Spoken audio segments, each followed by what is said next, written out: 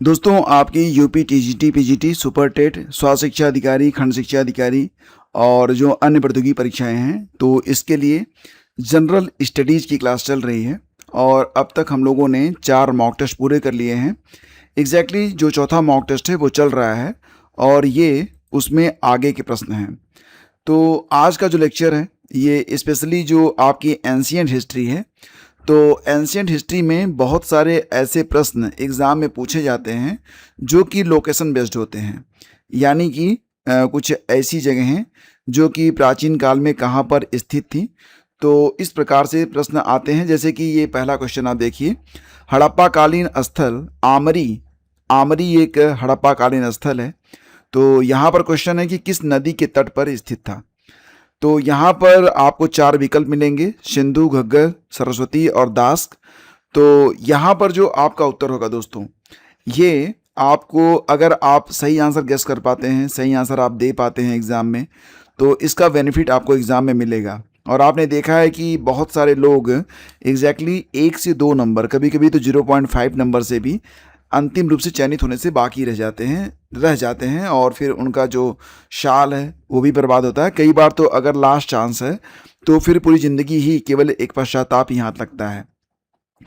तो आपकी जो ये क्लासेस चल रही हैं, एक भी क्लास आपकी मिस नहीं होनी चाहिए। अभी आपका विज्ञापन नहीं आया है और एग्ज़ाम डेट भी तय नहीं हुआ है, तो थोड़ा सा क्या है कि एक्टिव रिकॉल हम लोग नहीं कर रहे हैं और साथ ही साथ जो एक सघन क्लासेज होती हैं वो अभी नहीं चल रही हैं, लेकिन जल्द ही आपकी जो सघन क्लासेज हैं वो स्टार्ट हो जाएंगी और प्रतिदिन हम सुबह 6 बजे 6 AM पर आपके साथ में लाइव रहेंगे और 6 AM पर आपकी 3 दिन थियरी की क्लास होगी और 3 दिन आपके मॉक टेस्ट करवाए जाएंगे ताकि एग्ज़ाम तक आपका जो भी सिलेबस है वो कंप्लीट हो जाए।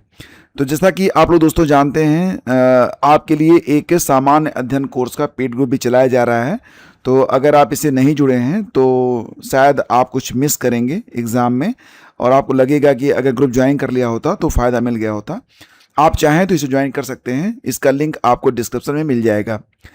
तो आज के इस लेक्चर में कुल मिला के कितने के प्रश्न होने वाले हैं? 30 प्रश्न। और इसके पहले का जो पार्ट है, यानी कि हमने इसको पार्ट 4A दिया था, जो इसके पहले करवाया था, जिसमें 15 प्रश्न थे, और आज इस 4B में कुल 30 प्रश्न होने वाले हैं। तो यानी कुल मिला के 45 प्रश्नों का एक सेट आज हम लोग कंप्लीट करेंगे। ओके, और इसके पहले का जो वीडियो है उसका लिंक आपको पहले कमेंट में मिल जाएगा। तो देखिए, इसका आंसर बताइए कि आप लोगों में से कितने लोग इसका आंसर जो है वो दे सकते हैं। आमरी यह किस नदी के तट पर स्थित था, जो कि एक हड़प्पा कालीन स्थल था। तो दोस्तों इसका उत्तर होगा सिंधु नदी के तट पर। ठीक है, ऑप्शन ए करेक्ट है। अब ध्यान देना एक बात यहाँ पर कि अक्सर आजकल परीक्षाओं में जो प्राचीन कालीन हड़प्पा कालीन स्थल हैं वो किन नदियों के तट पर स्थित थे, ये प्रश्न आपसे पूछ लिया जाता है। जैसे कि बात करें, सिंधु नदी के तट पर आमरी स्थित है और घग्गर नदी के तट पर कालीबंगा और राजस्थान में स्थित है। ठीक है, सरस्वती नदी जो है हालांकि अब ये विलुप्त हो चुकी है, तो इस नदी के तट पर कुड़ाल, बनावली, भगवानपुरा तीनों स्थल हरियाणा में हैं। तो ये 3 स्थल स्थित है कहाँ पर? सरस्वती के तट पर। ठीक है, और दास्क नदी ये बहुत ही मशहूर नदी है बलूचिस्तान की। तो इस नदी के तट पर सुत कांगेडोर नामक एक स्थान था। ठीक है दोस्तों, आपने ध्यान दिया होगा कि जो हड़प्पा कालीन सभ्यता थी वो पूर्व, पश्चिम, उत्तर, दक्षिण में फैली हुई थी। पूर्व में यह जम्मू कश्मीर तक थी, जम्मू और कश्मीर में। पश्चिम में यह कहाँ पर थी? गुजरात में थी। और पूर्व में यह आलमगीरपुर तक थी और पश्चिम में कहाँ पर थी? तो ये बलूचिस्तान तक फैली हुई थी। एग्जैक्टली जो इसका नाम है वो इस प्रकार से है। तो पूर्व में अगर देखेंगे आप तो ये आलमगीरपुर तक, जो कि वर्तमान मेरठ उत्तर प्रदेश में स्थित है। पश्चिम में सुतकांगेडोर जो कि बलूचिस्तान में स्थित है। उत्तर में मांडा तक, मांडा ये अखनूर जम्मू कश्मीर में स्थित है। और दक्षिण में ये दायमाबाद अहमदनगर महाराष्ट्र तक ये स्थित था। तो अगर हम बात करें इसकी जो कुल उत्तर दक्षिण लंबाई थी, उत्तर दक्षिण समझ रहे ना, ये जो लंबाई थी, तो ये लंबाई थी 1400 किलोमीटर, 1400 किलोमीटर। और जो पूर्व पश्चिमी लंबाई थी इस प्रकार से, तो ये लंबाई दोस्तों थी 1600 किलोमीटर। ठीक है, तो ये फैक्ट थोड़ा याद रखिएगा आप लोग, और लोकेशंस थोड़ा सा आप लोग याद करने का प्रयास करिएगा। अगला क्वेश्चन देखिए, तो अगला क्वेश्चन है कि हड़प्पा कालीन स्थल को पहचानिए। अब दोस्तों यहाँ पर एक दो हिंट आपको दिए गए हैं और आपसे लोकेशन, स्थान का नाम पूछा जा रहा है। पहला तो ये है कि सिंधु घाटी सभ्यता का सबसे पश्चिमी ज्ञात पुरातात्विक स्थल था। तो अभी मैंने आपको बताया था, जो थोड़ा सा ध्यान में रखिएगा। तो पूर्व में ये आपका आलमगीरपुर है, आलमगीरपुर, ठीक है। और सबसे पश्चिम में क्या है? सबसे पश्चिम में अभी मैंने आपको बताया कि सुत कांगेडोर है, जो कि बलूचिस्तान में स्थित है। तो ये सबसे पश्चिमी ज्ञात पुरातात्विक स्थल है, तो यही होगा, सुत कांगेडोर होगा। हालांकि ऑप्शन में अभी आपको दिख नहीं रहा है, लेकिन यही होगा। अभी मैंने आपको बताया था, तो वहाँ से आप गैस कर पा रहे होंगे। और वर्तमान पाकिस्तान के बलूचिस्तान प्रांत में स्थित है, तो ये तो बिल्कुल श्योर हो गया, ठीक है। अब दूसरी बात ये कि कह रहे हैं कि यह एक प्राचीन समुद्री बंदरगाह था। तो दोस्तों ये वाकई बिल्कुल सही बात है। देखो, समुद्र जो है ना, वो अपना जो आकार है वो अक्सर बदलता रहता है। तो जब बलूचिस्तान में सुत कांगेडोर था, तो ये एक समुद्री बंदरगाह के रूप में प्रयोग में लाया जाता था। फिलहाल ऑप्शन देखते हैं, हड़प्पा, लोथल, सुत कांगेडोर, ये आपका सही आंसर होगा। ओके, विकल्प सी आपका बिल्कुल करेक्ट है।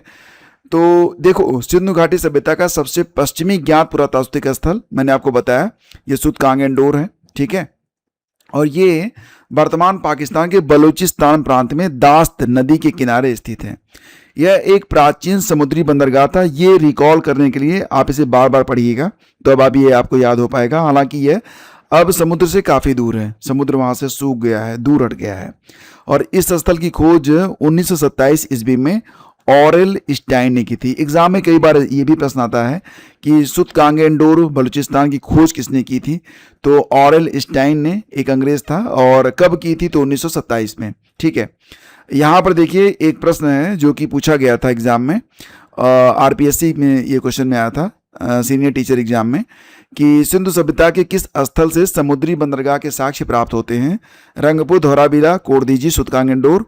तो अब आपको इसका आंसर देने में कोई दिक्कत नहीं होगी। ऑप्शन 4 इसका बिल्कुल करेक्ट है।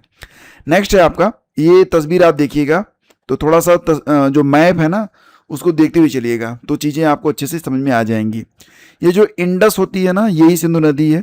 और सिंधु नदी में ये आप देख रहे हैं यहाँ पर कि ये आपकी झेलम नदी आके मिल रही है, चेनाब मिल रही है, रावी मिल रही है, ठीक है।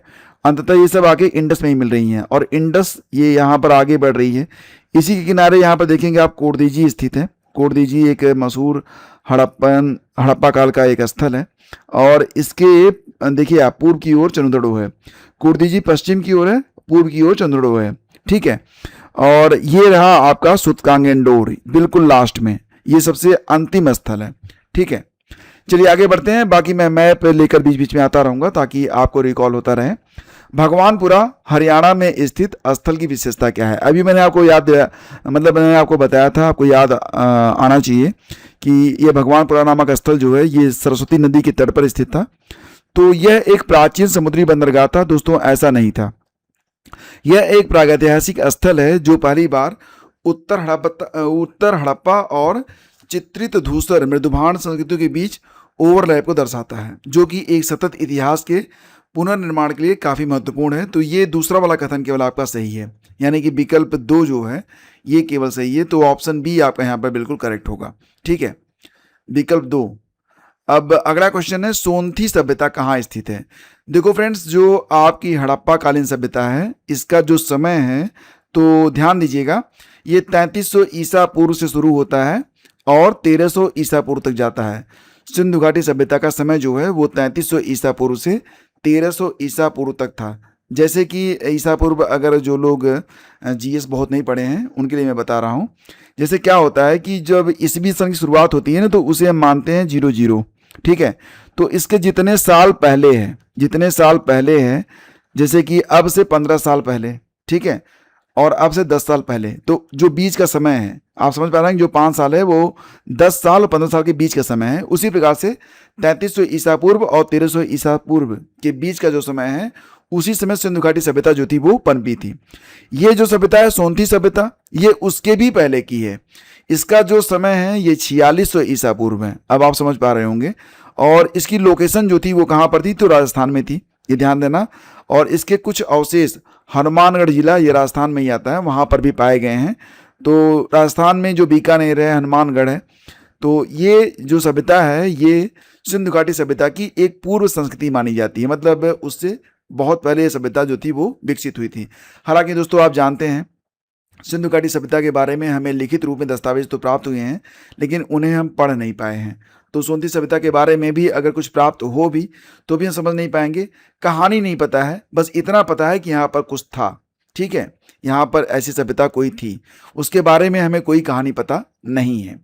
आगे बढ़ते हैं और देखो ये अगला क्वेश्चन है कि 17 एसडीजी गोल में गुणवत्तापूर्ण शिक्षा किस क्रम पर आती है। तो दोस्तों जैसा कि आप जानते हैं जो आपके एसडीजी गोल हैं, तो पहले तो इसके बारे में जान लेते हैं। आपको ये पता होगा कि यूनाइटेड नेशन संयुक्त राष्ट्र के द्वारा ये 17 गोल जो हैं ये 2015 में अपनाए गए थे, ठीक है, 2015 में। क्यों अपनाए गए थे? वैश्विक स्तर पर गरीबी, असमानता और जलवायु परिवर्तन को 2030 तक समाप्त करने के लिए यह एक संकल्प है। तो इसमें 17 लक्ष्य रखे गए हैं। कौन कौन से लक्ष्य हैं? तो यहाँ पर मैंने लगा दिया है। पहला लक्ष्य है नो पॉवर्टी, मतलब गरीबी तो नहीं होनी चाहिए। और अंतिम लक्ष्य क्या है? अगर नो पॉवर्टी, गरीबी नहीं होनी चाहिए, तो हमें क्या करना पड़ेगा? तो अंतिम लक्ष्य है कि पार्टनरशिप फॉर द गोल्स, जो भी लक्ष्य हैं उनके लिए हम प्रतिभाग करें। तो पहला और लास्ट इस प्रकार से आपको याद आ जाएगा। और अगर पॉवर्टी नहीं है, नो पॉवर्टी, देन क्या होगा? अगर गरीब नहीं इंसान तो सबसे पहले क्या करेगा? वो खाना खाएगा, यानी कि जीरो हंगर, ये दूसरा लक्ष्य है। अब जीरो हंगर के बाद क्या होगा? जब भूख पर आपको खाना मिल रहा है, अच्छा खाना मिल रहा है, तो गुड हेल्थ और वेलबींग, ये चीज़ें साथ साथ अपने आप चली आएंगी। और जब ये तीनों चीज़ें हो गई, आपका स्वास्थ्य भी अच्छा हो गया और आपकी भूख भी मिट गई है, तो फिर एजुकेशन सबसे पहले आएगा और चौथे स्थान पर आता है एजुकेशन।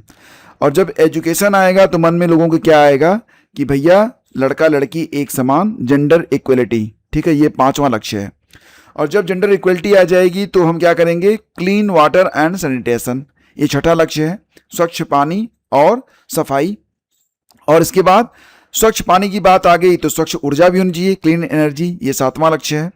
आठवां है decent work and economic growth. नौवां है इंडस्ट्री, इनोवेशन एंड इंफ्रास्ट्रक्चर। तो नौ इनो ऐसे आप थोड़ा सा याद करने का प्रयास करेंगे, याद हो जाएगा। और सबसे इंपॉर्टेंट जो कि बार बार एग्जाम में पूछा जाता है, ये चौथा वाला गोल है, पांचवा वाला है, और नौवां और दसवां है इनोवेशन, इंडस्ट्री और इंफ्रास्ट्रक्चर, ये नौवां गोल है। दसवां है रिड्यूस्ड इनइक्वलिटी, असमानता को कम करना, ये 10वां लक्ष्य है। तो ये बहुत जरूरी है, ठीक है। इसके बाद है सस्टेनेबल सिटीज एंड कम्युनिटीज। 12वां है रिस्पॉन्सिबल कंजप्शन एंड प्रोडक्शन। 13वां है क्लाइमेट एक्शन, ये भी बहुत बार पूछा गया है। अब दोस्तों देखो, ये धरती है तो इसके नीचे जो जीवन है, ये 14वां लक्ष्य है, लाइफ बिलो वाटर। इसके बाद 15वां लक्ष्य है कि जमीन पर वाटर या जमीन पर जीवन, ठीक है। पहले हम 14वें में देखेंगे जमीन के नीचे, 15वें में देखेंगे जमीन पर जीवन, ठीक है। और फिर हम देखेंगे पीस, जस्टिस और स्ट्रॉन्ग इंस्टीट्यूशंस, और हम करेंगे इसके लिए क्या? पार्टनरशिप। तो थोड़ा सा ना कई बार पढ़ेंगे आप। मैंने इसको कम से कम शुरू में जब मुझे याद नहीं था तब मैंने इसे कम से कम 10 बार पढ़ा था और 10 बार मैंने इसे लिखा था, मुझे याद हो गया। आपको भी अगर याद करना है तो आपको ये याद हो जाएगा, ठीक है। बस यही ट्रिक होता है कि आप कोई भी चीज़ बार बार करते रहेंगे, वो चीज़ याद हो जाएगी। अब यहाँ पर देखिए इतिहास से संबंधित एक क्वेश्चन है, ब्लैक होल की घटना कब हुई थी। अब जो लोग नहीं जानते इसके बारे में सोचेंगे यहाँ पर तो आपका जो भूगोल है आ गया, तो ऐसा कुछ नहीं है। देखो दोस्तों क्या हुआ था, 1756 की बात है ये, 1756। और 1756 में क्या हुआ था? 20 जून की गर्मी आपको याद ही होगी। तो बंगाल के नवाब सिराजुद्दौला ने फोर्ट विलियम पर कब्जा कर लिया और 146 ब्रिटिश कैदियों को एक बहुत छोटी कम हवादार काल कोठरी में बंद कर दिया था। और इस घटना को कहते हैं काल कोठरी। हालांकि बहुत सारे इतिहासकार ये भी कहते हैं कि ये कोई घटना नहीं हुई थी। और जेड हालवेल हैं, जिन्होंने अपनी किताब एलाइव द वंडर में जो है उन्होंने इस घटना के बारे में लिखा है। लोग कहते हैं कि इन्होंने झूठ लिखा था ताकि सिराजुद्दौला को ख़त्म किया जा सके और अंग्रेज़ जो हैं इसके राज्य को अपने में मिला लें। अब सच्चाई क्या है ये तो वो समय ही बता पाएगा। और झूठ अगर ये बोल रहे थे जेड हालवेल तो अभी दुनिया में ये तो होंगे नहीं, ठीक है। द्वैत शासन की शुरुआत मानी जाती है कब से? तो दोस्तों ध्यान देना, ये प्रश्न बार बार आएगा। द्वैत शासन जो है ये आता है पिट्स इंडिया एक्ट 1784 के थ्रू, ठीक है। रेगुलेटिंग एक्ट ये पहला एक्ट माना जाता है, बार बार इसका जिक्र होगा। उसके बाद 1784 में आता है पिट्स का इंडिया एक्ट। तो ब्रिटिश सरकार और ईस्ट इंडिया कंपनी के बीच नियंत्रण की एक दोहरी प्रणाली स्थापित की गई, इसे कहते हैं द्वैत प्रशासन। तो क्या हुआ, कंपनी के वाणिज्यिक कार्यों को बरकरार रखा गया, यानी कि कंपनी जो है वो अपना कॉमर्स यानी कि वाणिज्य जो व्यापार वाला काम है वो करती रहेगी, लेकिन राजनीतिक मामलों में ब्रिटिश सरकार का सीधा नियंत्रण हो गया। और इस अधिनियम ने भारत में भारतीय संपत्ति के विचार को पेश किया और नियंत्रण बोर्ड का गठन किया, जिसने कंपनी के कार्यों की निगरानी की और भारतीय प्रशासन पर ब्रिटिश ताज का अधिकार स्थापित किया। धीरे धीरे क्या था कि जो अंग्रेज थे उनको लगने लगा था कि अब भारत में राज करने का समय आ गया और जो रणनीतियाँ थी वो ब्रिटेन में बनाई जाने लगी। ठीक है, अगला क्वेश्चन है, हिंदू समृद्धि दर का संबंध किससे है? बताइए इसका उत्तर। हिंदू जनसंख्या वृद्धि से। बहुत सारे लोग अगर इसे गेस कर रहे हैं तो ये गलत है। सकल राष्ट्रीय उत्पाद से, हिंदुओं के धार्मिक उत्थान से, यहाँ पर अगर आ रहे हैं तो भी आप गलत हैं। उपरोक्त कोई नहीं तो ऐसा भी नहीं है, तीन तो गलत हो गए तो सही तो पता चल गया। सकल राष्ट्रीय उत्पाद से संबंधित है हिंदू समृद्धि दर। ठीक है, तो दोस्तों क्या हुआ था, ये जो कॉन्सेप्ट है इसको दिसंबर 1978 में दिया था प्रोफेसर राजकृष्णा ने। ठीक है, तो क्या हुआ था कि 1990 के दौर से पहले भारतीय अर्थव्यवस्था की विकास दर को हिंदू विकास दर, हिंदू ग्रोथ रेट कहकर बदनाम किया जाता था। ऐसा इसलिए क्योंकि 1950 से 1980 के दशक तक भारतीय अर्थव्यवस्था जो थी उसकी विकास दर औसतन 4% के आसपास होती थी। हिंदू विकास दर शब्द का इजाद भारतीय अर्थशास्त्री राजकृष्ण द्वारा 1978 में किया गया था। अब देखो यहाँ पर बात यह है, आपको याद होगा 1992 के बाद ही जो भारत है वो ग्लोबलाइजेशन की ओर आगे बढ़ा और पीवी नरसिम्हा राव ने एक महत्वपूर्ण काम किया था और उसके बाद भारत में अर्थव्यवस्था ने काफ़ी रफ्तार पकड़ी थी। उसके पहले जो थी अर्थव्यवस्था हमारी थोड़ी सी नीचे जा रही थी और भारत बहुत ही अस्थिर हालात में पहुंच चुका था। कौन सा देश नार्डिक देश में नहीं आता है? अब नार्डिक देश क्या होता है दोस्तों? तो देखो फ्रेंड्स, नार्डिक ये उत्तरी यूरोप और उत्तर अटलांटिक क्षेत्र में स्थित देशों का एक समूह है और इसे नार्डिक देश कहा जाता है। तो इसमें मुख्य रूप से 5 देश आते हैं। कौन कौन से आते हैं? देखो, एक तो नॉर्वे है, दूसरा स्वीडन है, फिनलैंड है, डेनमार्क है और आइसलैंड है। ये 5 देश हैं जो कि मुख्य रूप से 5 संप्रभु देश माने जाते हैं। ये देश अपनी बेहतरीन सामाजिक व्यवस्था, उच्च जीवन स्तर और समान सांस्कृतिक इतिहास के लिए जाने जाते हैं। तो प्रमुख देश में नॉर्वे है, स्वीडन है, फिनलैंड है, डेनमार्क है और आइसलैंड है। जबकि इसमें ग्रीनलैंड, फैरो द्वीप समूह डेनमार्क के अधीन और आलैंड द्वीप जो कि फिनलैंड के अधीन है ये भी आता है। और इसके अलावा कुछ और भी देश इसमें शामिल हैं, जैसे कि अगर देखें तो नार्डिक शब्द का अर्थ क्या होता है? यह उत्तर से संबंधित है और यह उत्तरी यूरोप के देशों को संदर्भित करता है। 5 देश इसमें आते हैं, डेनमार्क, स्वीडन, नॉर्वे, फिनलैंड और आइसलैंड। ओके, अगला क्वेश्चन है, शिवाजी के समय सर ए नौबत का पद क्या था? तो दोस्तों सर ए नौबत का मतलब होता था सेनापति से। विकल्प ए आपका यहाँ पर करेक्ट है।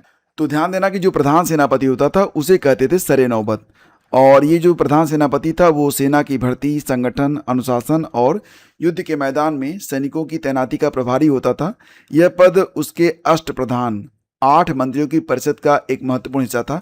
आपको ये भी पता होना चाहिए कि जो शिवाजी महाराज थे उनके मंत्रिमंडल में एक अष्टप्रधान नाम की संस्था हुआ करती थी, 8 मंत्रियों की परिषद हुआ करती थी। तो ये बहुत इंपॉर्टेंट है, कई बार पूछा भी गया है। अमीर खुसरो के आध्यात्मिक गुरु कौन थे? देखो फ्रेंड्स, जो अमीर खुसरो थे इनका जन्म हुआ था 1253 में। कब हुआ था? 1253 में हुआ था और इनकी डेथ होती है 1325 में। तो आप देख रहे हैं यहाँ पर काफ़ी लंबा समय था।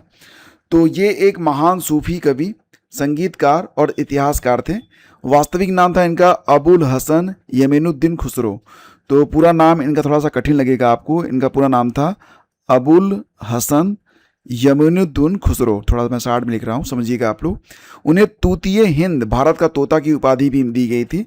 तो कई बार एग्जाम में आता है कि तूतीय हिंद के नाम से किसे पुकारा जाता है, तो ये अमीर खुसरो ही थे। और माना जाता है कि इन्होंने जो दिल्ली सल्तनत है उसमें 7 सम्राटों का इन्होंने शासन देखा हुआ था। और ये जो 7 सम्राट थे कौन से थे? कहीं कहीं पर 8 आता है, कहीं कहीं पर 7 आता है। तो एग्जैक्टली जो शुरुआत होती है तो ये बलबन के समय से होती है। बलबन का समय इन्होंने देखा। इसके बाद जो बलबन का पुत्र था मुहम्मद का भी समय इन्होंने देखा था। इसके बाद कैकुबाद का समय देखा। फिर क्यूमर्स का समय देखा था, क्यूमर्स कैकुबात का पुत्र था।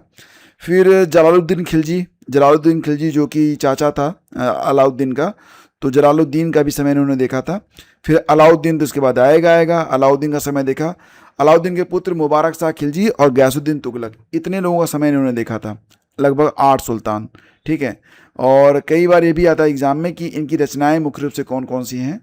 तो तुगलकनामा अमीर खुसरो ने ही लिखा था, और खजाइन उल फुतूह यानी कि तारीख़ अलाई, इसमें अलाउद्दीन खिलजी के सैन्य अभियानों और विजय का विवरण है। तो खजाइन उल फुतूह भी अमीर खुसरो की ही रचना है। ये 2 किताबें अक्सर पूछी जाती हैं। एक किताब और है आसिका के लेखक भी अमीर खुसरो ही हैं। तो काफ़ी लंबा समय था इनके पास, इन्होंने किताबें भी कई लिखी हैं। ठीक है, तो इनके आध्यात्मिक गुरु कौन थे दोस्तों? तो ये थे हजरत निजामुद्दीन औलिया। ओके, अगला क्वेश्चन है, फ्रेंच ओपन 2025 महिला एकल विजेता कौन बनी? देखो फ्रेंड्स, ये 2025 के बारे में बात हो रही है। फ्रेंच ओपन 2025 महिला एकल की विजेता तब बनी थी कौन? तो ये तस्वीर पहचानिए आप, ये कोको गॉफ हैं और अमेरिका की हैं ये। इन्होंने 2025 में फ्रेंच ओपन का महिला एकल का खिताब जीता था।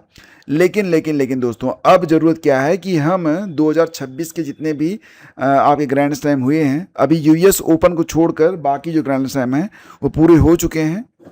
तो एक बार इनका रिवीजन कर लेते हैं। ठीक है, सबसे पहले आता है आपका ऑस्ट्रेलियन ओपन। तो इसमें जो मेन सिंगल्स होता है दोस्तों, तो ऑस्ट्रेलियन ओपन में मेन सिंगल्स का खिताब जीता है कार्लोस अल्काराज ने। कार्लोस अल्काराज ये कहाँ से हैं? तो दोस्तों ये हैं स्पेन से। ठीक है, तो इन्होंने जीता था क्या? इन्होंने जीता है ऑस्ट्रेलियन ओपन में मेन सिंगल्स। और वुमेन सिंगल्स का खिताब ऑस्ट्रेलियन ओपन में किसने जीता? तो मेडिसिन कीज ने जीता है। क्या नाम है इनका? Medicine keys. ठीक है, और ये कहाँ से हैं? तो ये अमेरिका से हैं। ओके, अब इसके बाद होता है आपका फ्रेंच ओपन। ठीक है, तो फ्रेंच ओपन में जो मेन सिंगल्स है का खिताब किसने जीता है? इनका नाम है अलेक्जेंडर ज्वेरेव। ये जर्मनी के हैं। अलेक्जेंडर ज्वेरेव कहाँ के हैं? जर्मनी के हैं। फीमेल सिंगल का खिताब जीता था किसने? मीरा आंद्रेवा ने, और ये कहाँ की हैं? तो ये रूस की हैं। इसके बाद दोस्तों होता है आपका विम्बलडन, और विम्बलडन में मेन सिंगल्स का खिताब जीता है किसने? यानिक सिनर ने, जो कि इटली के हैं। और फीमेल सिंगल का खिताब जीता है किन्होंने? लिंडा नोस्कोवा ने, जो कि चेक गणराज्य की हैं। अभी आपका यूएस ओपन होना बाकी है, तो रिवीजन हम लोग करते रहेंगे। ठीक है, आगे बढ़ते हैं। और अगला क्वेश्चन है कि भारत के पहले लेखकों का गांव का उद्घाटन कहाँ पर किया गया है?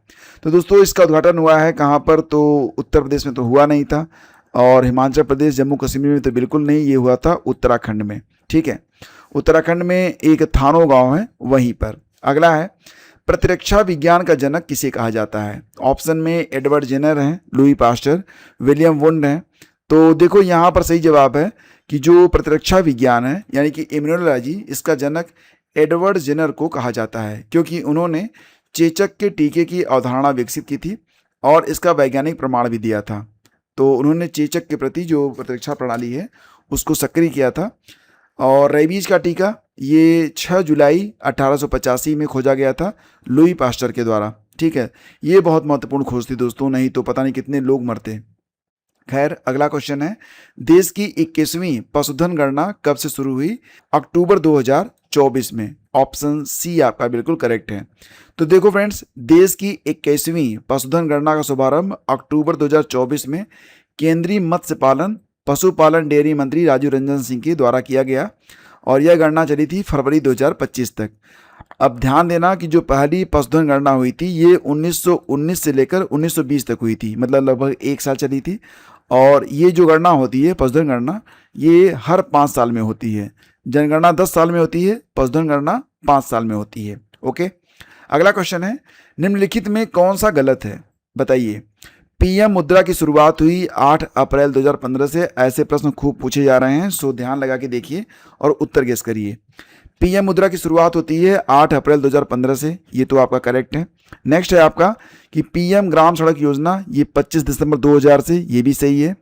पीएम किसान सम्मान निधि योजना 24 फरवरी 2019, ये भी सही है।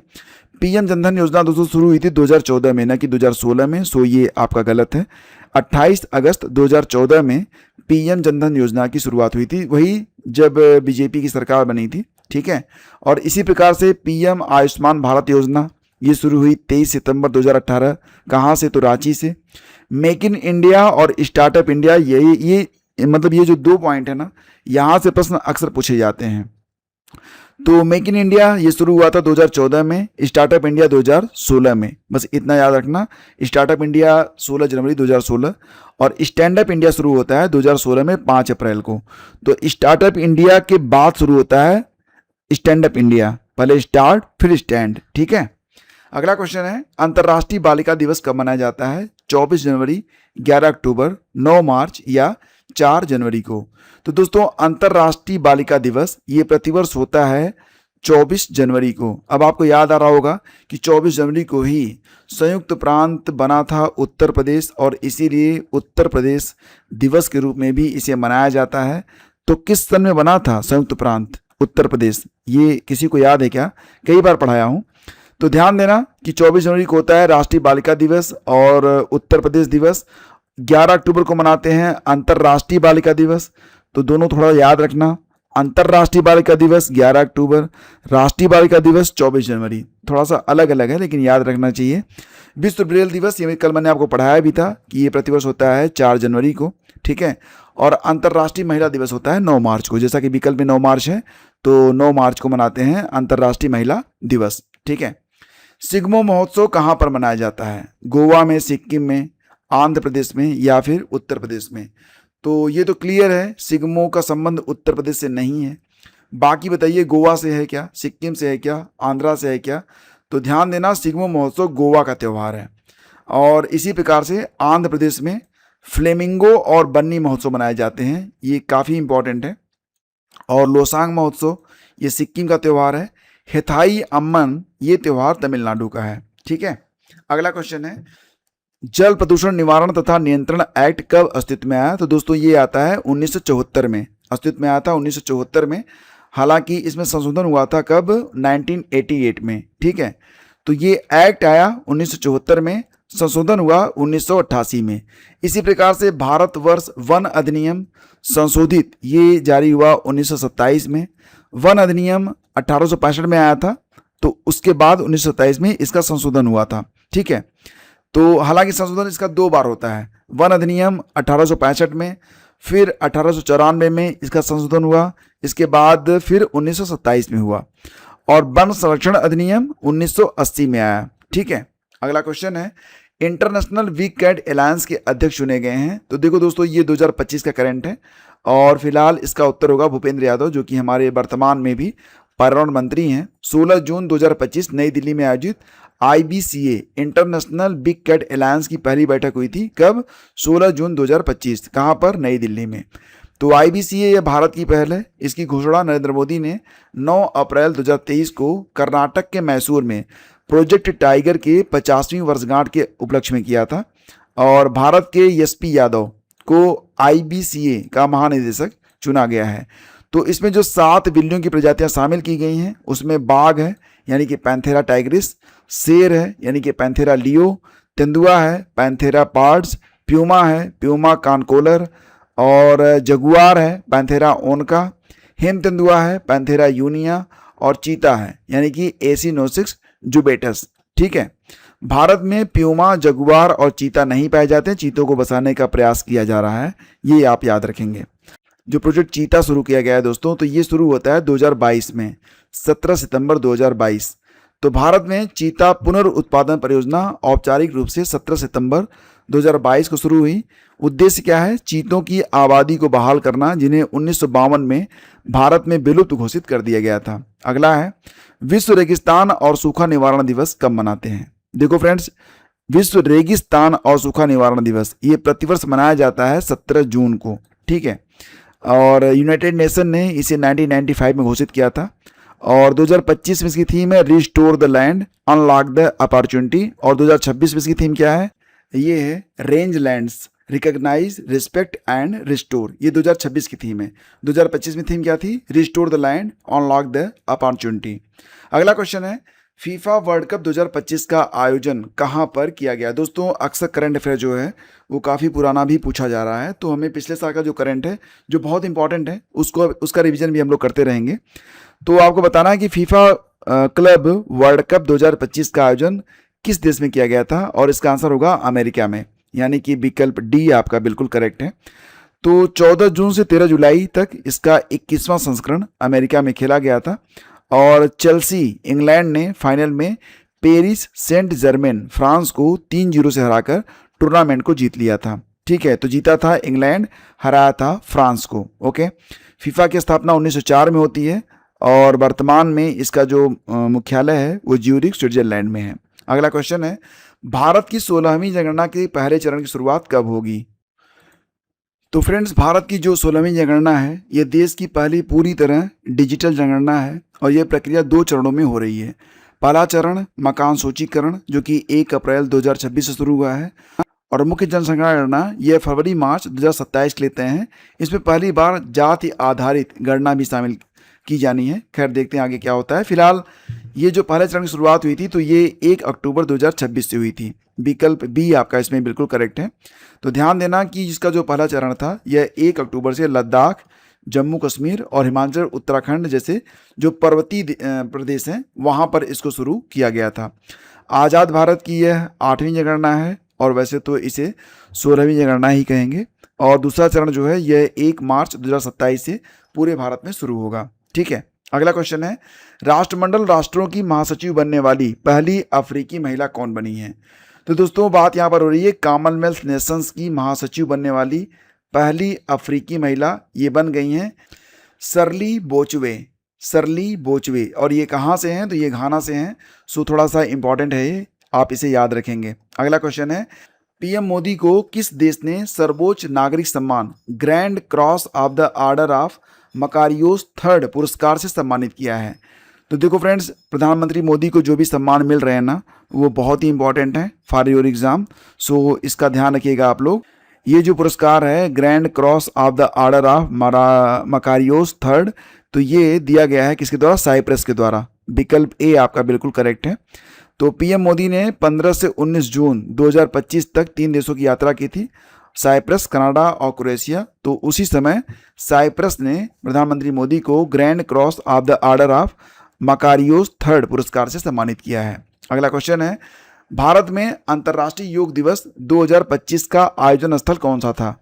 और साथ ही साथ 2026 का जो आयोजन स्थल है वो भी हम देखेंगे।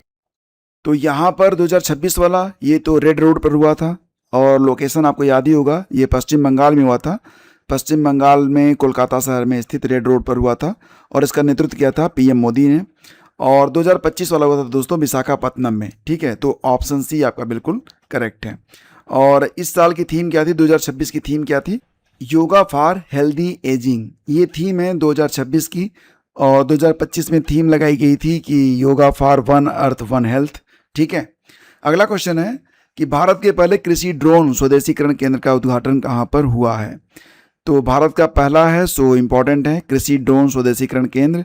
तो दोस्तों ये इसका शुरुआत किया गया है, उद्घाटन किया गया है चेन्नई में। ऑप्शन ए करेक्ट है। और ये अंतिम प्रश्न होगा कि 31 मई 2025 तक भारत कुल स्थापित पवन ऊर्जा क्षमता कितनी है? 31 मई 2025 तक भारत कुल स्थापित पवन ऊर्जा क्षमता कितनी है?